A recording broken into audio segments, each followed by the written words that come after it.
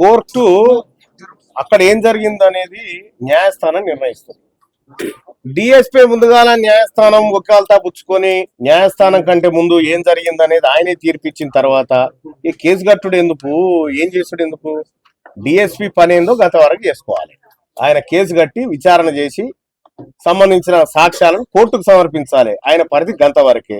అది దాటి ప్రవర్తిస్తున్నాడంటే దాని వెనకాల ఏం జరుగుతా ఉందో స్పష్టంగా అర్థమవుతుంది.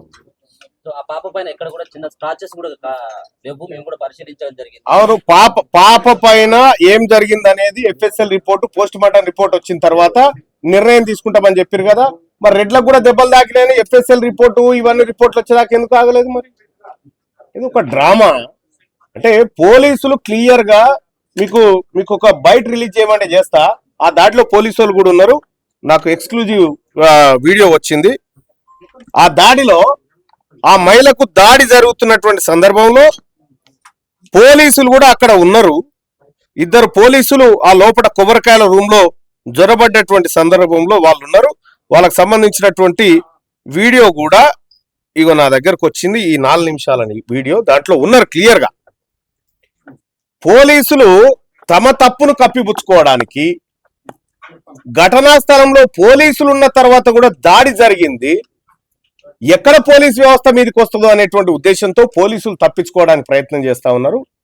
హత్యా నేరం కేసుల్లో రెడ్లనే కాదా పోలీసులను కూడా పెట్టాలని చెప్తున్నారు. అసలు ఆ పాపే లేదు అక్కడ, ఆమెతో పాటు తల్లితో పాటు అన్నటువంటి సిగ్గుందా ఏమన్నా చెప్పడానికి? ఇందులో లేదా? ఆ పాప లేదా? అదే పోలీస్ ఆఫీసర్ చెప్తా ఉన్నాడు. అదే పోలీస్ ఆఫీసర్ చెప్తా ఉన్నాడు కదా. ఇగో ఈ పాపను ఎత్తుకొని ఉన్నది ఎవరు అంటే స్పష్టంగా డిజైన్ చేసుకున్నారు, తప్పిస్తేందుకు స్పష్టంగా డిజైన్ చేసుకున్నారు అనేది అర్థమవుతుంది. ఇక్కడ అంటే దోషులు పోలీసులు అన్నట్టు. ఇగో ఈమె ఎత్తుకుంది, ఆ పాపనే, ఈ పాపనే ఆమె ఎత్తుకుంది. అంటే ఇగో ఇంత క్లియర్ గా పాపను ఎత్తుకున్న వీడియో కనిపిస్తా ఉంటే అక్కడ పాపనే లేదని చెప్పడం అంటే ఇంకా అది దుర్మార్గమైనటువంటి విషయం. ఒక పని చేయండి, ఆ డిఎస్పీ గారు చెప్తా ఉన్నా, నేను రెడ్ల దిక్కు పని చేస్తా ఉన్నా, రెడ్ల కూడు తింటా ఉన్నా, రెడ్ల ఉప్పు తింటా ఉన్నా అని చెప్పమని చెప్పు, మేము చూసుకుంటాం. ఇక్కడ బాధితులే వాళ్ళ పైన రాళ్ల దాడి చేశారని చెప్పి కూడా మాట్లాడతాం.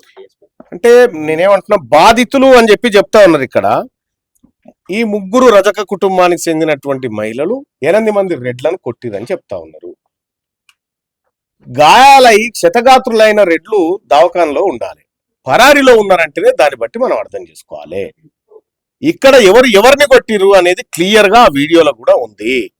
రౌండ్ అప్ చేసి తల్లిని కొడుకుని విపరీతంగా కొట్టినటువంటి దృశ్యాలు అక్కడ ఉన్నాయి.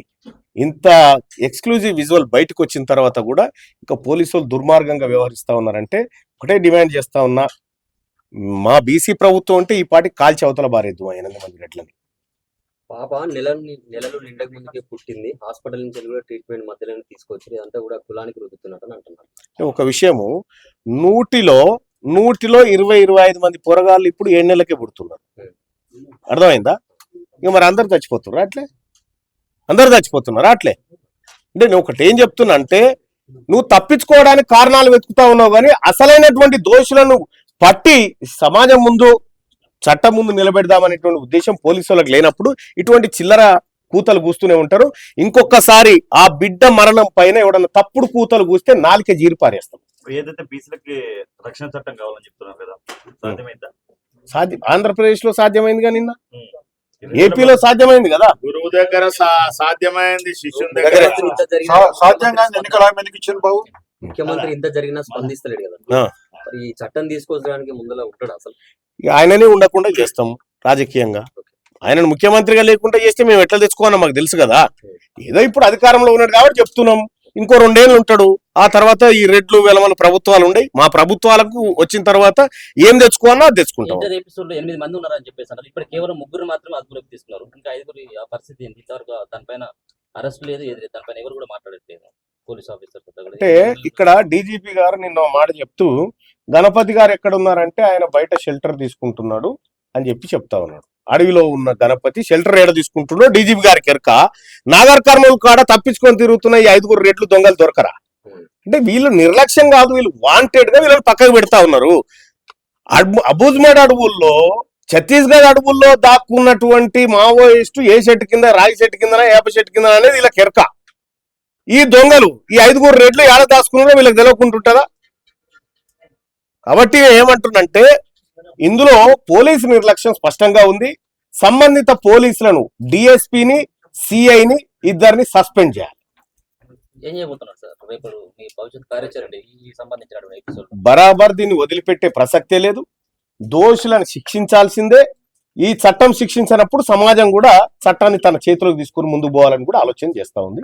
మాకు ఆ ఉద్దేశం లేకపోయినప్పటికీ తప్పనిసరి పరిస్థితుల్లో ప్రజలను అయితే మేము ఆగబట్టే పరిస్థితి ఉండదు. Right, thank you.